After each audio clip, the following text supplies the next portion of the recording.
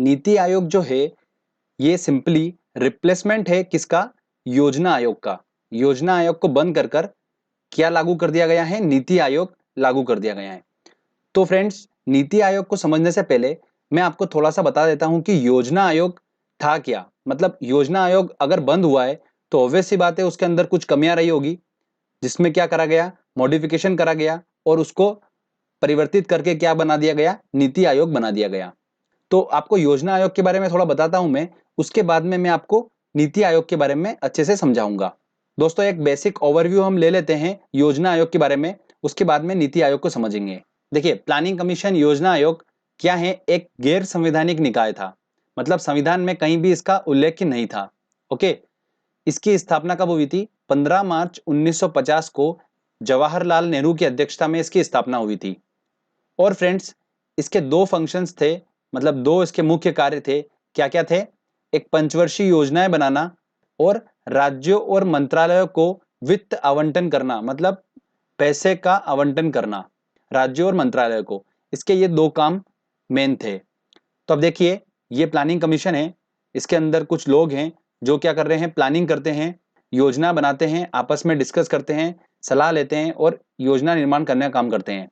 और ये planning commission क्या करता है?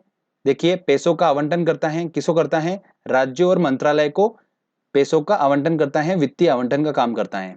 ठीक है फ्रेंड्स, तो ये प्लानिंग कमीशन का काम था। अब दोस्तों, एक पॉइंट और आपको बता देता हूं कि जो पंचवर्षीय योजनाएं चलती है, ये पंचवर्षीय योजना स्टार्ट हुई थी 1951 से, 1951 से। पहली पंचवर्षीय योजना चली थी 1951 से 1956 तक। और इस तरह से टोटल 12 पंचवर्षीय योजनाएं चली। और 12वीं पंचवर्षीय योजना जो थी वो कब से कब तक चली थी? 2012 से 2017, 31 मार्च 2017 तक चली। उसके बाद में ये पंचवर्षीय योजनाओं के सिस्टम को खत्म कर दिया गया, बंद कर दिया गया। आज की बात करें तो जो नीति आयोग हम पढ़ने वाले हैं, मैं आपको थोड़ा सा बता देता हूं, उसमें ना तो पंचवर्षीय योजनाओं का कंसेप्ट है और ना ही राज्यों और मंत्रालय को वित्तीय आवंटन करने का कंसेप्ट है। ठीक है, ये दोनों फंक्शन जो है नीति आयोग में नहीं है, इनको बंद कर दिया गया। ओके फ्रेंड्स, ये मैंने आपको बताया कि प्लानिंग कमीशन जो पहले चलता था उसका क्या क्या काम होता था और उसका एक बेसिक ओवरव्यू मैंने आपको क्लियर कर दिया। चलिए आगे बढ़ते हैं हम अब और बात करते हैं नीति आयोग की। देखिए, नीति आयोग क्या है? एक गैर संवैधानिक निकाय है, मतलब संविधान में इसका कहीं उल्लेख नहीं है। इसका फुल फॉर्म क्या है? National institution for transforming India.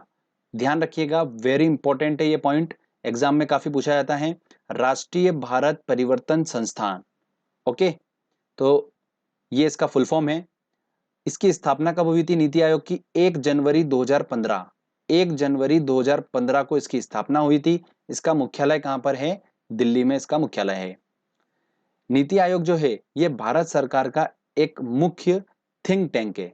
Think tank के रूप में काम करता है नीति आयोग। मतलब एक टैंक है जो सोचता है, थिंक मतलब सोचना, सोच के सलाह देना।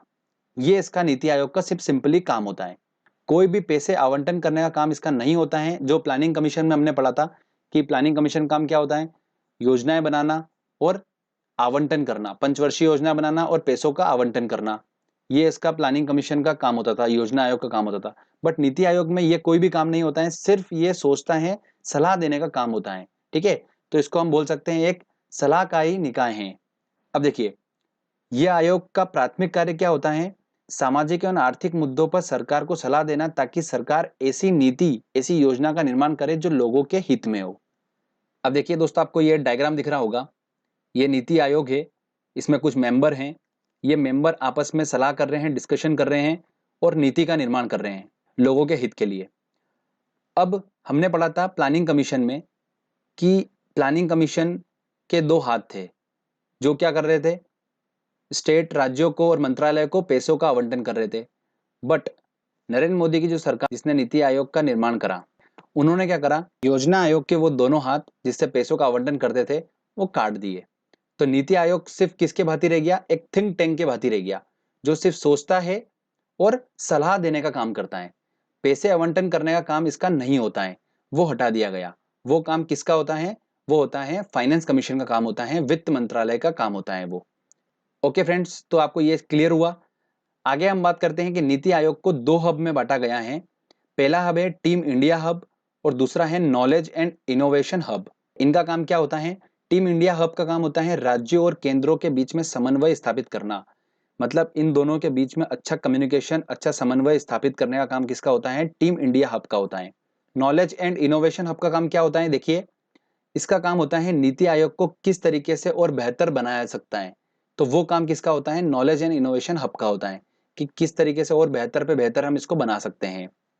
अब देखिए, नीति आयोग की हम संरचना की बात करते हैं। नीति आयोग की संरचना देखिए, इसमें अध्यक्ष होता है और अध्यक्ष जो होता है वो क्या होता है? भारत का प्रधानमंत्री होता है। इसके बाद इसमें क्या होता है? उपाध्यक्ष होता है और उपाध्यक्ष की नियुक्ति कौन करता है? प्रधानमंत्री ही करता है। और अभी ध्यान रखिएगा, वेरी इंपॉर्टेंट है, जो प्रथम उपाध्यक्ष थे वो कौन थे? अरविंद पनगड़िया थे, जो कि चेंज होकर अभी क्या हो गए हैं? राजीव कुमार हो गए हैं इसके उपाध्यक्ष। तो ये एग्जाम में बिल्कुल बन सकता है क्वेश्चन, तो इसको आप बिल्कुल नोट डाउन करिए, वेरी वेरी इंपॉर्टेंट में, कि नीति आयोग के वर्तमान उपाध्यक्ष कौन है? राजीव कुमार हैं। तो स्ट्रक्चर देखिए, अध्यक्ष होता है इसके अंदर, उपाध्यक्ष होता है, उपाध्यक्ष की नियुक्ति कौन करता है? प्रधानमंत्री ही करता है। अब इसमें एक और क्या होता है? सीईओ होता है, चीफ एग्जीक्यूटिव ऑफिसर होता है। तो ये कौन है? अमिताभ कांत हैं। तो ये भी एग्जाम में क्वेश्चन बनता है, ध्यान रखिएगा नाम, कि नीति आयोग के सीईओ कौन है? अमिताभ कांत हैं। अब देखिए, इसके बाद इसमें क्या होता है? फुल टाइम मेंबर्स होते हैं, पूर्णकालिक सदस्य होते हैं। अब अगर योजना आयोग की बात करें हम, ठीक है, प्लानिंग कमीशन की बात करें, तो उसमें फुल टाइम मेंबर जो थे वो थे बहुत ज्यादा। इसमें फुल टाइम मेंबर की संख्या जो है वो घटा दी गई। अध्यक्ष उसमें भी होता था, उपाध्यक्ष उसमें भी होता था, बट कुछ इसमें चेंजेस करे हैं स्ट्रक्चर में। देखिए बताता हूं आपको आगे कहाँ चेंजेस करे हैं। इसके बाद अगला आता है पदेन सदस्य, एक्स ऑफिशियो मेंबर्स। मतलब इसमें भारत के 4 केंद्रीय मंत्री को शामिल किया गया है। वो 4 केंद्रीय मंत्री कौन कौन है? मैं आपको नाम बता देता हूं, राजनाथ सिंह, अरुण जेटली, सुरेश प्रभु और राधा मोहन सिंह। इसमें 4 मंत्री को शामिल किया गया है। उसके बाद आता है गवर्निंग काउंसिल को भी स्ट्रक्चर में ऐड किया गया है। गवर्निंग काउंसिल मतलब क्या होता है? देखिए, भारत के सभी मुख्यमंत्री, केंद्र शासित प्रदेशों के एलजी को नीति आयोग की संरचना में शामिल किया गया है। ये सबसे इंपॉर्टेंट जो चेंजेस किया गया है, ठीक है, वो यही किया गया है योजना आयोग और नीति आयोग में, कि यहाँ पर भारत के सभी मुख्यमंत्री और केंद्र शासित प्रदेशों के एलजीओ को शामिल किया गया है स्ट्रक्चर में। जबकि प्लानिंग कमीशन में ये चीज नहीं थी, मुख्यमंत्रियों को कोई भी महत्व नहीं दिया जाता था प्लानिंग कमीशन में। जबकि नीति आयोग का सबसे बड़ा यही एडवांटेज है कि यहाँ पर भारत के सभी मुख्यमंत्रियों को ज्यादा महत्व दिया गया है और केंद्र शासित प्रदेशों के एलजी और मुख्यमंत्रियों को ज्यादा महत्व दिया गया है। अगला आता है विशेष आमंत्रित सदस्य। तो विशेष आमंत्रित सदस्य में आते हैं विभिन्न क्षेत्रों के विशेषज्ञ, प्रधानमंत्री द्वारा नामित किया जाता है इनको। तो ये इसका स्ट्रक्चर है। प्रधानमंत्री इसके अध्यक्ष होते हैं, उपाध्यक्ष कौन है? राजीव कुमार है, सीईओ कौन है? अमिताभ कांत हैं, फुल टाइम मेंबर होते हैं इसके अंदर, पार्ट टाइम मेंबर भी इसके अंदर होते हैं, पदेन सदस्य होते हैं, एक्स ऑफिशियो मेंबर्स होते हैं, वो मैं आपको बता चुका हूं। गवर्निंग काउंसिल ये मेन जोड़ा गया है इसके अंदर, ठीक है, भारत के सभी मुख्यमंत्री, केंद्र शासित प्रदेशों के एलजीओ को यहाँ पर ज्यादा महत्व दिया गया है इसके अंदर, कि वो अपनी बात रख सकते हैं, यहाँ पे अपनी सलाह रख सकें, ठीक है, उनकी बात को भी यहाँ पर महत्व दिया गया है इस स्ट्रक्चर में। और विशेष आमंत्रित सदस्य को इंक्लूड किया गया है। तो इस तरीके से ये इसका पूरा स्ट्रक्चर है नीति आयोग का। तो आई होप आपको समझ में आया होगा, यहीं से काफी क्वेश्चंस बनते हैं इसके स्ट्रक्चर से, तो आप ध्यान रखिएगा। चलिए आगे बढ़ते हैं, हम बात करते हैं अब नीति आयोग और योजना आयोग में क्या डिफरेंस है। कुछ कुछ डिफरेंस तो मैं आपको बता ही चुका हूं, और हम एक बार और डिस्कस कर लेते हैं। देखिए, नीति आयोग जो है ये क्या है? बॉटम टू टॉप अप्रोच है। क्या है? Bottom to top approach. अब ये क्या होता है ये बताता हूं आपको मैं। योजना आयोग जो है वो क्या है? टॉप टू बॉटम अप्रोच है। एक बार समझिए इसको, चलिए मैं आपको बताता हूं। देखिए, हम बात करते हैं टॉप टू बॉटम अप्रोच मतलब योजना आयोग की। योजना आयोग में क्या होता था? योजना आयोग में ये होता था कि सेंट्रल लेवल पर प्लान बनते थे। प्लान बनने के बाद में ये प्लान को दे दिया जाता था राज्यों को, और बोला जाता कि भैया इन प्लान को आप फॉलो करो। तो राज्यों को दे दिया और बोला कि भैया फॉलो करो। अब कोई प्लान राज्य में अच्छे से एग्जीक्यूट नहीं हो रहा है, तो राज्य अपनी बात को भी केंद्र तक नहीं पहुंचा सकता, क्योंकि इसकी स्ट्रक्चर में राज्य के मुख्यमंत्री को शामिल ही नहीं करा गया। वो अपनी सलाह ही नहीं दे सकता। अगर किसी स्टेट में कोई प्लान अच्छे से एग्जीक्यूट नहीं हो पा रहा है तो वो अपनी बात तो रख सके, वो बात भी नहीं रख सकता था इसके अंदर प्लानिंग कमीशन में, क्योंकि जो प्लान था वो पहले ऊपर बन चुका है सेंट्रल लेवल पे, उसके बाद में ग्राउंड तक आ रहा है वो। तो ये अप्रोच जो है वो क्या है, टॉप टू बॉटम अप्रोच है। प्लानिंग कमीशन में राज्यों पर दबाव देखा जाता था कि जैसा इसको प्लान को बनाया गया है उसको वैसे ही एग्जीक्यूट करना है, तो काफी दबाव रहता था राज्यों के ऊपर। तो फ्रेंड्स आपको समझ में आया टॉप टू बॉटम अप्रोच क्या है, कि सेंट्रल लेवल पे प्लान बन जाता है, उसके बाद में राज्यों को दिया जाता है और राज्य उसको अप्लाई करता है। अब फ्रेंड्स हम बात करते हैं बॉटम टू टॉप अप्रोच की।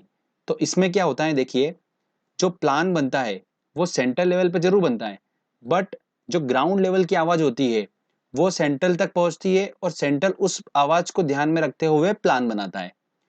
और नीति आयोग जो है वो कौन सी अप्रोच है, बॉटम टू टॉप अप्रोच है। तो उसमें जो ग्राउंड लेवल की आवाज है वो कौन पहुंचा रहा है, हर राज्य का मुख्यमंत्री पहुंचा रहा है, क्योंकि इसके स्ट्रक्चर में किसको शामिल किया गया है दोस्तों, हर राज्य के मुख्यमंत्री को शामिल किया गया है। तो वो मुख्यमंत्री जो है वो ग्राउंड लेवल की आवाज मतलब वहां पर पहुंचा रहा है, मतलब अपनी सलाह दे रहा है हर राज्य का मुख्यमंत्री। तो इस तरीके से जो नीति आयोग है वो किस पे बेस्ड है, बॉटम टू टॉप अप्रोच पे बेस्ड है। तो आई होप आपको क्लियर हुआ होगा। तो चलिए डिफरेंस की हम बात कर रहे हैं तो अगले पॉइंट पे चलते हैं। सेकेंड पॉइंट की हम बात करते हैं तो इसके अंदर नीति आयोग में राज्यों की भूमिका प्रबल रही, मतलब राज्यों को ज्यादा महत्व दिया गया नीति आयोग में, जबकि योजना आयोग में ऐसा कुछ भी नहीं था। नीति आयोग की बात करते हैं तो नीति आयोग में कोई वित्तीय आवंटन नहीं होता है। मैंने आपको बताया कि वित्तीय आवंटन कुछ भी नहीं होता है, जबकि योजना आयोग में क्या होता था, वित्तीय आवंटन योजना आयोग खुद करता था। तो ये इसके अंदर मेजर डिफरेंस थे जो मैंने आपको बताए हैं। अब दोस्तों हम बात करते हैं नीति आयोग के कार्य के बारे में। तो देखिए पहला कार्य क्या है इसका, राष्ट्रीय विकास के लिए राज्यों की सक्रिय भागीदारी को बढ़ाना, इसका पहला इंपॉर्टेंट काम ये है। सेकंड है भारत में ग्राम स्तर पर योजनाएं बनाने के तंत्र को विकसित करना। तीसरा है केंद्र तथा राज्यों को राष्ट्रीय और अंतर्राष्ट्रीय मुद्दे पर यह तकनीकी सलाह भी देगा, कौन, नीति आयोग। और चौथा पॉइंट है सहयोगपूर्ण संघवाद को बढ़ावा देना। ये नीति आयोग के 4 मुख्य कार्य हैं। तो फ्रेंड्स यहाँ पर हमारा ये नीति आयोग का जो लेक्चर है ये कंप्लीट होता है। चलिए अब हम कुछ क्वेश्चंस लेते हैं, इंपॉर्टेंट कुछ क्वेश्चंस मैंने निकाले हैं, हम उनको सॉल्व करते हैं। अगर आपने लेक्चर को अच्छे से समझा होगा आसानी से आप क्वेश्चन सॉल्व कर पाएंगे। देखिए फ्रेंड्स काफी इंपॉर्टेंट क्वेश्चंस हैं ये सारे, चलिए एक एक करके सॉल्व करते हैं। पहला क्वेश्चन है नीति आयोग का अध्यक्ष होता है, कौन होता है, प्रधानमंत्री होता है, तो सी आंसर होगा। नीति आयोग का गठन कब हुआ, नीति आयोग का गठन हुआ 1 जनवरी 2015 को नीति आयोग का गठन हुआ, तो इसका आंसर क्या होगा, सी आंसर होगा। भारत सरकार का थिंक टैंक जिसने योजना आयोग को परिवर्तित किया, ठीक है, रिप्लेस किया, वो कौन है, वो है नीति आयोग, तो इसका आंसर क्या होगा, डी आंसर हो गया। चलिए नेक्स्ट क्वेश्चन लेते हैं। नीति आयोग के सीईओ हैं, कौन है सीईओ, अमिताभ कांत हैं, तो इसका आंसर क्या होगा, ए आंसर होगा। नीति आयोग के वर्तमान उपाध्यक्ष कौन है, देखिए अभी चेंज हो चुके हैं और कौन हो गए हैं, राजीव कुमार हो गए हैं, तो ध्यान रखिएगा, गलत मत करिएगा क्वेश्चन। अगला क्वेश्चन है नीति आयोग का पूरा नाम है, तो नीति आयोग का फुल फॉर्म देखिए क्या है, national institution for transforming India, मतलब ए आंसर होगा इसका, ठीक है। नेक्स्ट क्वेश्चन लेते हैं। अगला क्वेश्चन है नीति आयोग के उपाध्यक्ष की नियुक्ति कौन करता है, तो फ्रेंड्स कौन करता है, प्रधानमंत्री करता है, तो इसका आंसर क्या होगा, ए आंसर होगा। योजना आयोग का नया नाम क्या है, देखिए योजना आयोग काय में परिवर्तित हो गया, नीति आयोग में परिवर्तित हो गया, तो इसका नया नाम क्या है, नीति आयोग, तो इसका आंसर होगा ए आंसर। निम्न में से कौन एक संवैधानिक निकाय नहीं है, तो देखिए निर्वाचन आयोग, वित्त आयोग, लोक सेवा आयोग, ये सब संवैधानिक निकाय हैं, इन सबका संविधान में उल्लेख है, बट नीति आयोग का संविधान में उल्लेख नहीं है, तो कौन एक संवैधानिक निकाय नहीं है, नीति आयोग, तो आंसर होगा इसका डी आंसर। ओके फ्रेंड्स, चलिए नेक्स्ट क्वेश्चन लेते हैं। देखिए अगला क्वेश्चन है, ये क्वेश्चन जिसने सॉल्व कर लिया मतलब कि उसने टॉपिक अच्छे से समझा है। तो क्वेश्चन ये है कि नीति आयोग के बारे में निम्न में से कौन सा कथन सही नहीं है। देखिए इसका गठन योजना आयोग के स्थान पर किया गया, बिल्कुल सही है ये तो। इसमें एक पूर्णकालिक अध्यक्ष होता है, ये कथन गलत है, इसके अंदर पूर्णकालिक अध्यक्ष नहीं होता है, प्रधानमंत्री इसका अध्यक्ष होता है। इसका गठन जनवरी 2015 में किया गया था, बिल्कुल सही। यह एक सहकारी संघवाद के सिद्धांत पर आधारित है, बिल्कुल सही। कॉर्पोरेटिव फेडरलिज्म के सिद्धांत पर यह काम करता है। तो इसमें गलत कथन कौन सा है? बी वाला इसका गलत कथन है, तो आंसर होगा बी।